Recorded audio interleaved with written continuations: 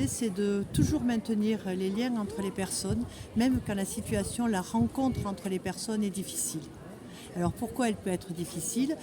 Imaginez une personne qui est atteinte de la maladie d'Alzheimer, vous voulez la laver, elle ne veut pas, elle se met à hurler, le soin devient difficile. Nous, on a des outils pour leur permettre justement de réaliser ce soin dans la douceur jusqu'au bout. Voilà.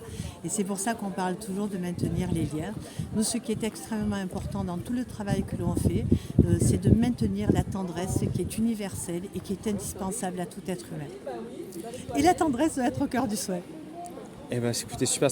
Nous travaillons en néonatalité, on travaille en chirurgie, on travaille en réanimation, on travaille dans les hôpitaux psychiatriques, mais bien sûr, on travaille avec des personnes très âgées.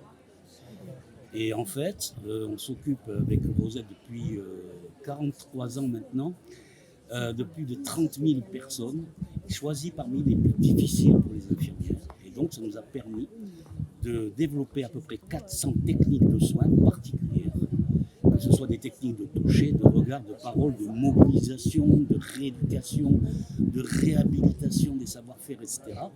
On a développé à peu près 400 techniques et une philosophie. Cet ensemble s'appelle la méthodologie de soins Gineste Marescotti.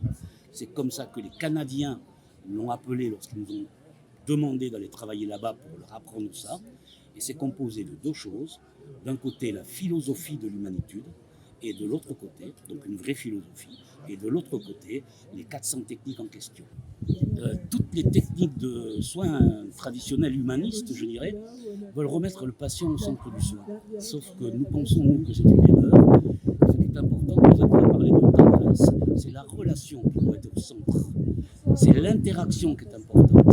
Si vous êtes bien,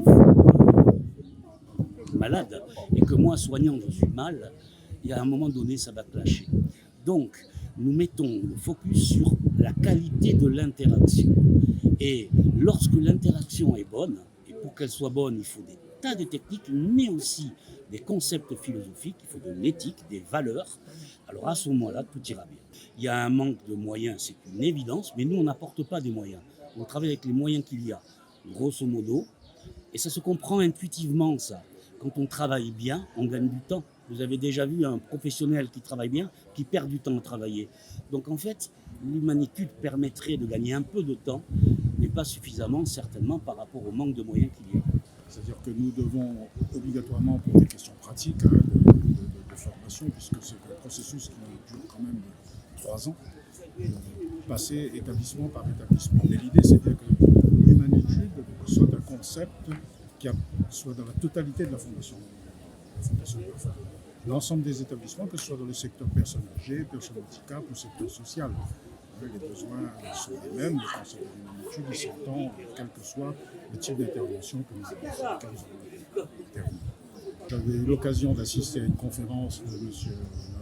Marescotti de Mme Marescotti et de M. Gineste, et que donc leur discours m'avait totalement séduit. Et nous étions dans une période, puisque ça remonte à une quinzaine d'années, qui aujourd'hui se confirme, c'est-à-dire que les moyens ne sont pas extensibles, que le personnel s'use, que les patients que nous recevons, notamment dans le secteur des personnes âgées, sont des cas de plus en plus lourds, et qu'il fallait trouver une solution. Et le concept tel que je l'ai vécu, moi, tel que je l'ai entendu, correspondait tout à fait à ce que nous recherchions. Et ça s'est vite concrétisé quand on a vu la réaction du personnel lorsqu'il commençait les formations sur ces approches. Ça a complètement changé leur façon de travailler, d'appréhender les problèmes qui se posaient